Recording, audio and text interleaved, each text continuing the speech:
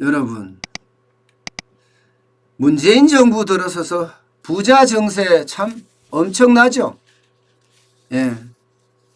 고가 아파트에 대한 증세도 증세고, 금융소득에 대한 증세도 증세고, 뭐 부자 증세가 장난이 아닙니다. 장난이 아닙니다.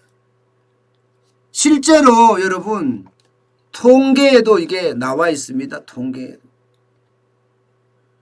보시다시피 상위 1%가 근로소득세를 내는 비중은요 32%입니다. 32%. 이게 상위 10%로까지 확대하잖아요. 그러면 근로소득세 지금 세금을 내는 비중이 73.7%까지 올라갑니다. 73.7%까지. 종합소득세요? 마찬가지예요. 상위 1%가 내는 비중이 50.2% 절반을 넘어섭니다. 그런데 상위 10%가 로 확대하면요 86.4%까지 올라가요. 86.4%까지.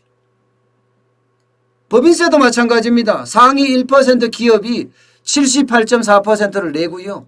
상위 10%의 기업이 92.3%를 지금 내고 있어요. 이거를 탁 보면 느껴지지 않으세요? 예. 부자들 내지는 부자 기업이 세금을 거의 폭탄 수준으로 낸다. 예. 징벌적 과세가 엄청나다. 이렇게 딱 느껴지잖아요. 지금 우리나라가 그렇습니다. 게다가 문재인 정부 들어서서 이게 쏠림 현상이 더 심하지 않을까 지금 그렇게 보고 있어요. 왜냐하면 신종 코로나 바이러스 코로나19가 지금 굉장히 위기 상황이잖아요. 그러면서 부자 증세는 더 늘렸거든요. 그러니까 극소수 개인과 극소수 기업의 세수는 점점 올라갔습니다. 여러분 이런 있잖아요. 어떤 쏠림이 심각한 거 이거 굉장히 좋지 않습니다. 대한민국의 부자라고 해봤자 뭐 얼마나 부자겠어요. 예. 아마 상위 1% 빼고 나면 부자라고 해봤자 그렇게 큰 부자는 아닐 거다. 이렇게 이야기할 수 있거든요. 근로소득세 많다 부자 이러면요 적어도 연봉이 2억 6,600만 원 이상은 받아야 된다. 이거 2018년 기준입니다. 2018년. 예, 받아야 된다. 이 정도예요. 그런데 이들이 내는 납세는 엄청나다는 거죠. 대기업도 마찬가지잖아요. 진짜 웃긴 건 여러분 있잖아요. 근로소득자라고 이야기해야 되나요? 예. 근로소득자 중에 10명 중에 4명은요. 4명은 세금 한 푼 안 냅니다. 그러면 부자 1%는 세금을 엄청나게 많이 내고 예, 근로소득자 4명 중에 38.9%라고 하니까 4명 중에 1명이죠. 4명 중에 1명은 안 낸다는 거예요. 그렇다면 보세요. 조세정의라는 게 뭡니까 여러분. 조세정의라는 저는 부자를 두둔하려고 하는 게 아니에요. 부자를 두둔하게 하려고 하는 게 아니라 자꾸 이렇게 편한 거 갈라치기 하는 걸 저는 문제를 삼고자 하는 겁니다. 조세정의라는 것은요. 모두가 조금씩 낸다는 게 기본 원칙입니다. 모두가 조금씩 내서 공평과세를 하는 게 조세정의의 원칙이에요. 근데 부자 쏠림이 이렇게 많다는 것은요. 예, 부자들한테는 불만이 나오게 되고 세금을 한 푼도 안 내는 사람들 입장에서는 어떻게 되겠습니까? 잘하는 일이다 이렇게 이야기하겠죠. 그러면 부자와 예, 가난한 자의 어떤 갈라치기가 된다는 거 아니겠습니까? 여기서도. 게다가 여러분 이게 보편정세라고 일반적으로 하잖아요. 조세정의에 모두가 조금씩 낸다는 거 말입니다. 모두가 조금씩 낼 때 문제가 예, 불만이 폭발해요. 불만이. 모두가 조금씩 내니까 예를 들어서 지금 세금 비중 중에 가장 많은 게 소득세잖아요. 그 밑에가 법인세입니다. 법인세. 그 다음에 부가가치세예요. 예, 이 중에 말이에요. 소득세를 똑같이 낸다. 법인세는 뭐 그렇다고 치더라도 예, 부가가치세를 똑같이 낸다. 이렇게 되면 어떻게 되겠어요?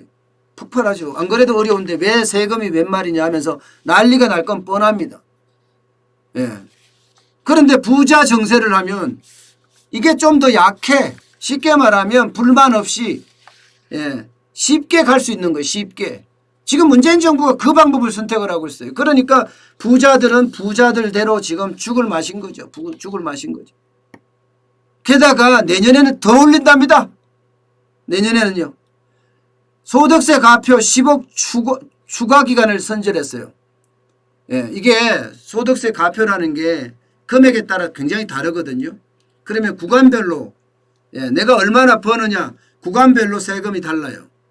예를 들어서 10억을 올라간다. 10억을 더 번다. 이러면 초과세율이 42%였는데 이제 45%로 올라가는 거예요.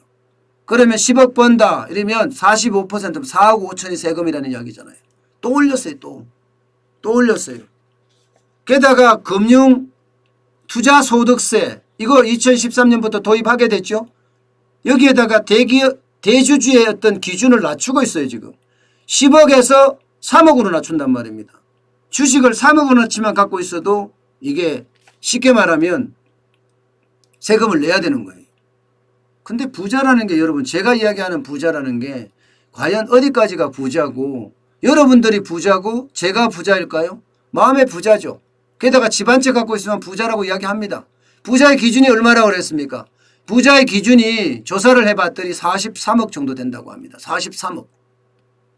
예, 많은 사람들이 43억 정도면 부자다 이렇게 인정을 한대요. 그럼 43억 갖고 있는 사람 다 부자잖아요.